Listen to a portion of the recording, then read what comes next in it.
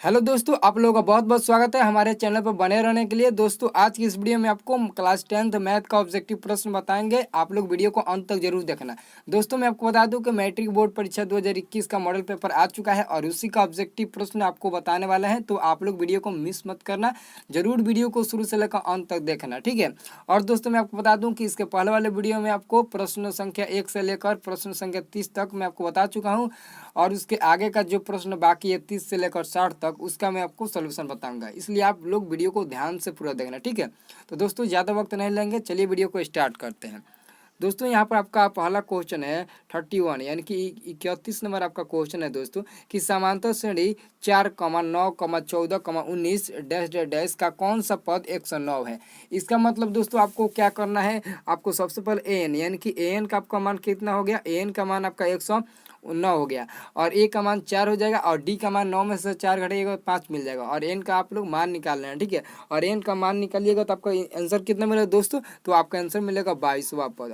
आपका आंसर मिल जाएगा option number D, 22वां पद, ठीक है। आप लोग याद रखना, ठीक है। और अगला प्रश्न है कि यदि tan थीटा बराबर 12/5 हो तो sin थीटा का मान क्या होगा। तो सबसे पहले tan थीटा बराबर p/b होता है, तो p/b होता है तो h का मान आसानी से हम लोग निकाल सकते हैं, क्योंकि h बराबर होता है √p² + b²। h बराबर क्या होता है, √p² + b²। तो 12 का स्क्वायर करेंगे 144 आएगा, 5 का स्क्वायर करेंगे 25 आएगा, और दोनों को ऐड करेंगे तो 169 आएगा, और 169 का वर्गमूल होता है 13, ठीक है। 13 आ जाएगा, तो एच का मान 13 आ जाएगा। तो हमको साइन थीटा निकालना है, तो साइन थीटा और p/h होता है, तो यहाँ पर p का मान 12 है और एच का मान 13 निकालना है, तो आपका आंसर मिल जाएगा ऑप्शन नंबर ए 12/13, ठीक है। आपका आंसर क्या हो जाएगा, ऑप्शन नंबर ए 12/13, ठीक है, याद रखना। अगला प्रश्न दोस्तों देखिए, अगला प्रश्न भी काफ़ी इंपॉर्टेंट प्रश्न है दोस्तों। ये आपका निर्देशांक ज्यामिति का प्रश्न है, ठीक है, काफ़ी इंपॉर्टेंट प्रश्न है। यदि यहाँ पर दिया है, यदि बिंदु ए -7,5 और बी 4,2 को मिलाने वाली रेखाखंड का मध्य बिंदु का नियामक है, मिलाने वाली रेखाखंड का मध्य बिंदु का नियामक है। तो सबसे पहले मध्य बिंदु का नियामक कैसे निकालते हैं, जब दो बिंदु होता है तो -7 और +4 जोड़ेंगे, -7 + 4 जोड़ेंगे और 2 से भाग देंगे, फिर 5 और 2 जोड़ेंगे, 2 से भाग देंगे, तो -7 -4 तो -3/2 हो गया, और 5 और 2 जोड़ेंगे 7/2 हो जाएगा। इसका मतलब कि आपका आंसर जो मिलेगा वो ऑप्शन नंबर बी मिलेगा, ठीक है। ऑप्शन नंबर बी आपका राइट आंसर हो जाएगा। अगला प्रश्न दोस्तों देखिए, अगला प्रश्न 34 नंबर प्रश्न है दोस्तों, काफ़ी इंपॉर्टेंट ये प्रश्न है, ठीक है। आप लोग ध्यान से इस प्रश्न को देखना, ठीक है। यहाँ पर दोस्तों, यहाँ पर 34 नंबर क्वेश्चन आपसे पूछा जा रहा है कि यदि सूर्य की ऊंचाई 60 डिग्री है, सूर्य की ऊंचाई 60 डिग्री है, तब 30 मीटर की लंबी छाया को बनाने वाली उदग्र मीनार की ऊंचाई क्या है। जैसे मान लेते हैं कि यहाँ पर क्या कर रहा है, सूर्य की ऊंचाई कितना है, यहाँ पर सूर्य है, तो सूर्य की ऊंचाई कह रहा है, तो यहाँ पर कितना 30 डिग्री बनेगा, और जो आपका छाया की जो लंबाई कह रहा है, जैसे मान लेते हैं ये सूर्य हो गया, उसकी जो छाया की ये जो लंबाई है यहाँ पर, यही लंबाई आपको 30 मीटर दिया है, 30 मीटर दिया है, और जो आपका कोण बना है वो यहाँ पर 60 डिग्री का कोण बना है, ठीक है। और ये इसका मान निकालना है, यानी कि एच का इसका मान निकालना है, तो ये हो गया पी और ये हो गया बी, तो tan 60 डिग्री बराबर इक्वल टू करके निकालेंगे, tan 60 इक्वल टू एच बटे क्या हो जाएगा 30, तो वहाँ पर एच का आप मान आसानी से निकाल सकते हो। तो एच का मान निकालोगे तो आपका आंसर मिलेगा ऑप्शन नंबर ए 30/√3, ठीक है। यहाँ पर मैं आपको बता दिया, फिगर में समझा दिया कि ठीक है, और इस फिगर से के जरिए आप tan थीटा का प्रयोग करके आप एच का मान निकाल लीजिएगा। अगर इतना नहीं कर सकते हो तो आप परीक्षा में कैसे पास होगे, ठीक है। इसलिए आप इतना मैं आपको बता दिया, तो आप यहाँ से निकाल सकते हो, ठीक है। अगला प्रश्न देखिए, अगला प्रश्न भी काफ़ी इंपॉर्टेंट प्रश्न है दोस्तों। यहाँ पर देखिए, दो खंभे, क्या है दोस्तों, दो खंभे। यहाँ पर आपसे क्वेश्चन पूछा जा रहा है, आप ध्यान से इस क्वेश्चन को पढ़ना, ठीक है। आप इस क्वेश्चन को क्या करना दोस्तों, ध्यान से पढ़ना, ठीक है। यहाँ पर कह रहा है दो खंभे जिनकी ऊंचाई है 6 मीटर और 11 मीटर है। जैसे मान लेते हैं 6 मीटर और 11 मीटर समतल भूमि पर खड़े हैं। यदि खंभों की पात के बीच की दूरी 12 मीटर है, तो इनके ऊपरी सिरों के बीच की दूरी क्या होगी। ऊपरी सिरों के बीच की दूरी आपको निकालना है, मतलब कि ऊपरा जो सिरा है उसका जो बीच की दूरी है उसका आंसर क्या हो जाएगा, ठीक है। तो उसका आंसर क्या हो जाएगा, तो मैं आपको बता दूंगा, तो उसका आंसर आपका मिलेगा 13 मीटर। लेकिन कैसे 13 मीटर आएगा, ऑप्शन नंबर सी आपका तो राइट आंसर हो जाएगा। लेकिन कैसे होगा ये तो आपको पता नहीं है, ये तो आपको पता नहीं है, लेकिन आप कैसे निकालोगे मैं आपको बता रहा हूँ, ठीक है। आप लोग ध्यान से इस वीडियो को देखना, ठीक है। तो यहाँ पर तो एक 6 मीटर का ये खंभा है और ये 11 मीटर का है, ये 11 मीटर, ये 6 मीटर, और जो आपका ये बीच की दूरी का आ रहा है ये यहाँ पर कितना 12 मीटर है, ठीक है। तो ये आपको निकालना है। जब ये 12 मीटर है तो ये भी तो 12 मीटर हो जाएगा, ठीक है, और ये 11 है, ठीक है, और इसको आप यहाँ पर लाइएगा तो कितना हो जाएगा आपका, ये भी 6 मीटर हो जाएगा। क्या हो जाएगा, ये भी 6 मीटर हो जाएगा, ठीक है, ये 6 मीटर और ये भी 6 मीटर, ठीक है। और यहाँ पर दोस्तों देखिए, आप यहाँ पर गौर से इस क्वेश्चन को देखिए, ठीक है, यहाँ पर कितना है, ये 12 है, ठीक है, 12 हो जाएगा, ठीक है, और यहाँ पर ये 12 6 हो गया, और ये पूरा कितना है, 11 हो जाएगा, और नीचे क्या है 12, तो ये भी आपका 12 हो जाएगा, ठीक है। अब यहाँ पर आपसे जो ये पूछ रहा है आपका इसका मान निकालना है, तो आप आसानी से इसका मान निकाल सकते हो। कैसे निकालोगे, पूरा 11, 11 में से आप 6 घटाइएगा तो यहाँ पर 5 मिल जाएगा, ये जो वाला केवल भाग है ये वाला 5 निकल जाएगा, और ये वाला भाग 12, तो आसानी से इसका मान आप लोग निकाल सकते हो। जब यहाँ पर बी का मान दे दिया, पी का मान दे दिया, तो एच का आप आसानी से मान निकाल सकते हो। तो एच का मान निकालोगे तो आपका 13 मीटर मिलेगा, ठीक है। आप लोग ध्यान से इस क्वेश्चन को पढ़कर देख लेना, ठीक है, आप बनाना है कॉपी में, ठीक है, क्योंकि ऐसे क्वेश्चन आपके ऑब्जेक्टिव में भी आ सकता है, 2 नंबर में भी आ सकता है, खास तौर पर ऐसे क्वेश्चन 5 नंबर में आते हैं, ठीक है, याद रखना। अगला प्रश्न देखिए, अगला प्रश्न काफ़ी इंपॉर्टेंट प्रश्न है दोस्तों। ऐसा क्वेश्चन आपके बोर्ड में आता है, 2 वृत्तों के क्षेत्रफलों का अनुपात 9:1 है, तो उनकी त्रिज्याओं का अनुपात है। तो 2 वृत्तों का क्षेत्रफल, तो पाई एक बड़ा वाला आर स्क्वायर ले लेंगे और एक पाई छोटा वाला आर स्क्वायर ले लेंगे, ठीक है, आर स्क्वायर, तो ये पाई पाई कट जाएगा और आर स्क्वायर 9/1 कर देंगे, तो जब दोनों पर स्क्वायर हटाएंगे तो 3:1 मिलेगा, यानी कि आपका आंसर हो जाएगा ऑप्शन नंबर ए, ठीक है, ऑप्शन नंबर ए। अगला जो 37 नंबर प्रश्न है दोस्तों, वो देखिए, कह रहा है कि इतना इतना का बहुलक है, तो बहुलक कैसे निकालते हैं, आप देखना कि कौन सा अंक ज़्यादा बार है। तो यहाँ पर 2 एक बार है, 2 बार है, 3 बार, एक 2 ही एक ऐसा अंक है जो ज़्यादा बार है, तो आपका आंसर क्या हो जाएगा, 2 ही हो जाएगा, ठीक है, आपका आंसर क्या हो जाएगा, 2 ही आंसर आपका हो जाएगा, ठीक है। अगला प्रश्न देखिए, अगला प्रश्न 38 नंबर प्रश्न है दोस्तों। 38 नंबर प्रश्न है कि यदि एक घनाभ की लंबाई, चौड़ाई तथा ऊंचाई क्रमशः 15 सेमी, 12 सेमी और 4.5 सेमी है, तो इनका आयतन क्या होगा। तो घनाभ का आयतन होता है LBH, LBH होता है, तो तीनों को आपस में गुणा कर देंगे। क्या कर देंगे दोस्तों, तीनों को हम आपस में गुणा कर देंगे, तो जब तीनों को आपस में गुणा करेंगे तो 810 सेमी क्यूब मिलेगा, 810 सेमी क्यूब, ऑप्शन नंबर बी मिलेगा, ठीक है, याद रखना। अगला प्रश्न देखिए, अगला प्रश्न है यहाँ पर दोस्तों, अगला प्रश्न है कि कोण थीटा वाले त्रिज्याखंड का क्षेत्रफल होगा। तो क्षेत्रफल इसका क्या होगा, तो थीटा बटे 180 degree pi r square, theta बटे 180 pi r square, option number A आपका राइट आंसर हो जाएगा। क्या हो जाएगा, ऑप्शन नंबर ए आपका राइट आंसर हो जाएगा, ठीक है, याद रखना। और अगला प्रश्न देखिए, अगला प्रश्न यहाँ पर 40 नंबर, काफ़ी इंपोर्टेंट प्रश्न है दोस्तों। ऐसे प्रश्न आपका त्रिकोणमिति में ज़्यादातर पर पूछे जाते हैं, ठीक है। तो यहाँ पर है 1 minus sine theta, 1 minus sine theta है और 1 प्लस साइन थीटा है, ठीक है। इसका मतलब कि साइन थीटा नहीं है, ए है, 1 माइनस साइन है, 1 प्लस साइन है, ठीक है। ए रहे, थीटा रहे, बी रहे, कुछ भी रहे, आपसे मतलब नहीं है, बस आपको बनाने का तरीका आपको मालूम होना चाहिए, ठीक है। तो 1 माइनस साइन है, 1 प्लस साइन, आपको फार्मूला एक याद होगा, 1 प्लस ए प्लस बी इंटू ए माइनस बी, ए प्लस बी इंटू ए माइनस बी का फार्मूला क्या होता है दोस्तों, तो ए स्क्वायर माइनस बी स्क्वायर होता है। क्या होता है, ए स्क्वायर माइनस बी स्क्वायर होता है। तो वैसे ही ये भी उसी फार्मूला बैठेगा, 1 प्लस साइन है, 1 माइनस साइन है, तो इसका हो जाएगा ए स्क्वायर माइनस बी स्क्वायर, तो 1 का स्क्वायर माइनस साइन स्क्वायर है, ठीक है। तो 1 का स्क्वायर 1 ही हो जाएगा, माइनस साइन स्क्वायर ए हो जाएगा, और 1 minus sine square A equal to क्या होता है, कॉस स्क्वायर ए, तो cos square A option number B आपका हो जाएगा। क्योंकि हम लोग को पता है कि sine square A plus cos square A equal to 1 होता है, तो वहाँ से आप 1 माइनस साइन स्क्वायर ए का मान निकालेंगे तो कॉस स्क्वायर ए ही मिलेगा, ठीक है, इसलिए आपका आंसर हो जाएगा ऑप्शन नंबर बी, ठीक है, याद रखना। और अगला प्रश्न देखिए, अगला यहाँ पर प्रश्न है दोस्तों 41 नंबर, वर्ग अंतराल 110 130 का वर्ग चिन्ह है, तो 120 होगा, 110 और 130 का बीच क्या है, 120 है, तो आपका आंसर हो जाएगा 120 ही, ठीक है, याद रखना।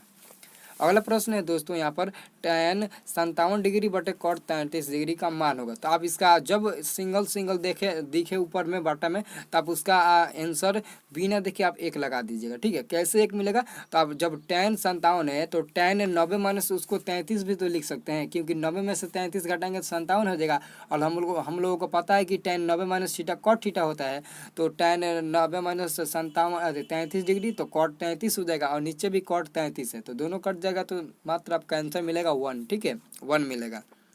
अगला प्रश्न देखिए, अगला प्रश्न आप लोगों के लिए है, ठीक है। एक पास से फेंकने पर एक सम संख्या आने की प्रायिकता है। दोस्तों यहाँ पर देखिए, एक पास है, यानी कि जो हम लोग लूडो खेलते हैं, लूडो हम लोग तो खेले ही होंगे, जब लॉकडाउन में हम लोग घर पर बैठे थे तो वहाँ पर ज़्यादा तौर पर मतलब कि व्यक्ति क्या खेलते थे, लूडो खेलते थे। तो वहीं पर एक क्वेश्चन आया है कि एक पासे फेंकने पर एक सम संख्या आने की प्रायिकता है। तो जब एक पासे को फेंकेंगे तो सम संख्या, तो सम संख्या एक पासे पर कितने होता है, तो 3 होता है, 2 4 6। तो ये तो हम लोग नहीं बता सकते हैं कि हम अगर एक पासे को फेंकते हो तो सम संख्या 2 ही आएगा, 4 ही आ सकता है, 5 भी आ सकता है, 6 भी आ सकता है, लेकिन यहाँ पर सम संख्या पूछा जा रहा है। तो सम संख्या 2 4 6 3 मिलेगा, 3 ही सम संख्या है और पूरा कितना अंक है, 6 है। तो 3/6 तो कट कर 1/2 मिलेगा। ऑप्शन नंबर बी आपका राइट आंसर हो जाएगा। ठीक है, अगला प्रश्न देखिए। अगला प्रश्न यहाँ पर फिगर से संबंधित है। ठीक है, आप लोग ध्यान से इस फिगर को समझिएगा। क्या दोस्तों करना है, आपको ध्यान से इस फिगर को समझना है कि कैसे हम लोग इस फिगर को बनाएंगे। तो सबसे पहले यहाँ पर देखिए दोस्तों, कोण ए ओ बी दिया है। यहाँ पर ए ओ बी बराबर कितना दिया, 115 डिग्री दे दिया है। ठीक है, और हमको कोण पी का मान ज्ञात करना है, यानी कि ए पी बी यानी कि कोण पी का मान हमको कितना होगा, यही हमको ज्ञात करना है।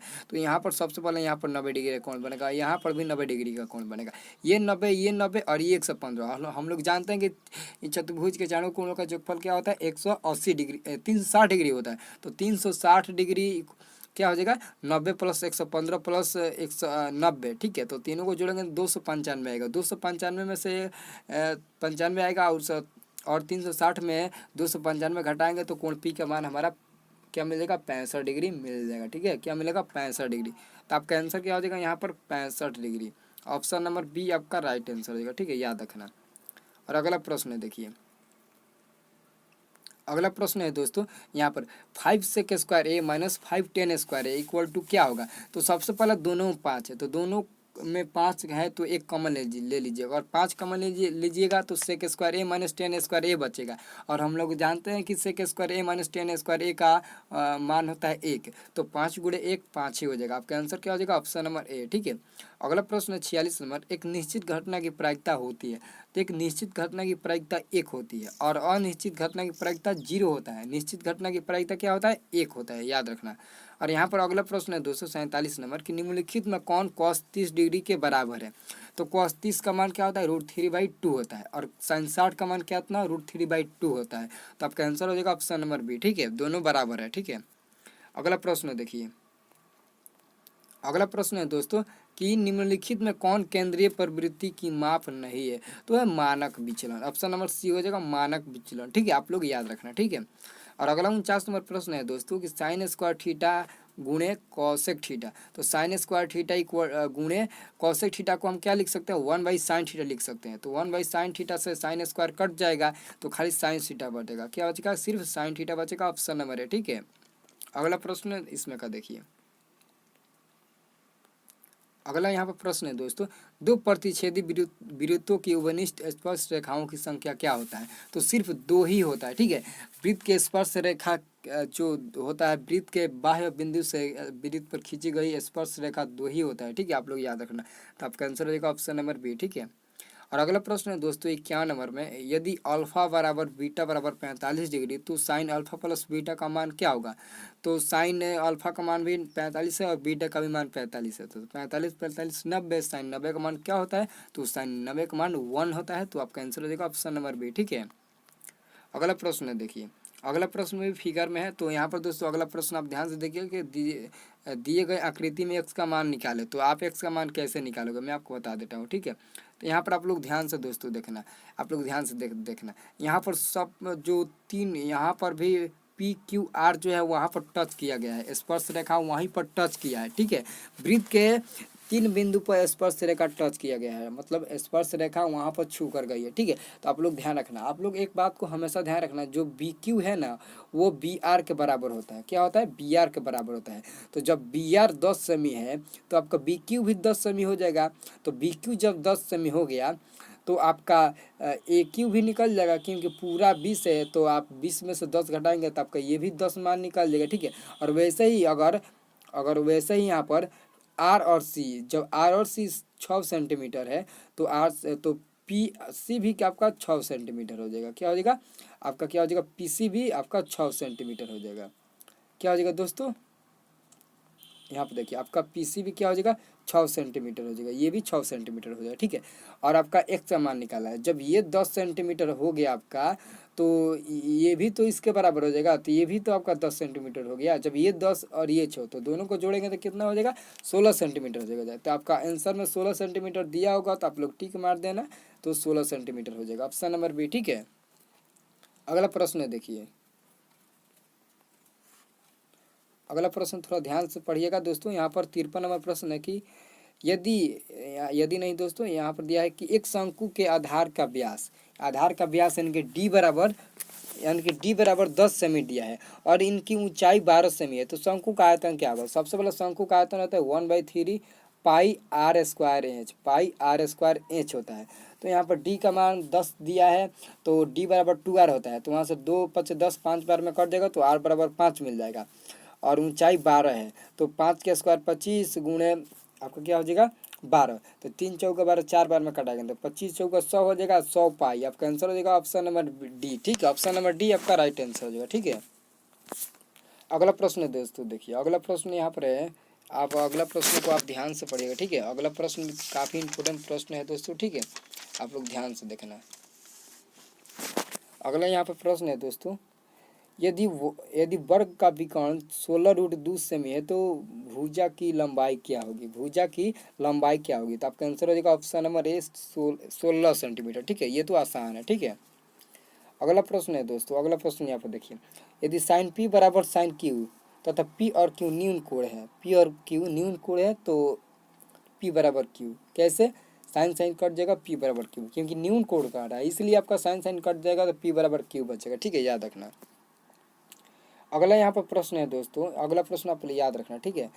आर त्रिज्या तथा एच ऊंचाई वाले बेलन का वक्र पृष्ठीय क्षेत्रफल होगा, वक्र पृष्ठीय क्षेत्रफल 2πr/h होता है। ऑप्शन नंबर बी आपका राइट आंसर हो जाएगा, क्या हो जाएगा, ऑप्शन नंबर बी आपका राइट आंसर हो जाएगा। आप लोग ध्यान से इस प्रश्न को याद कर लेना, ठीक है।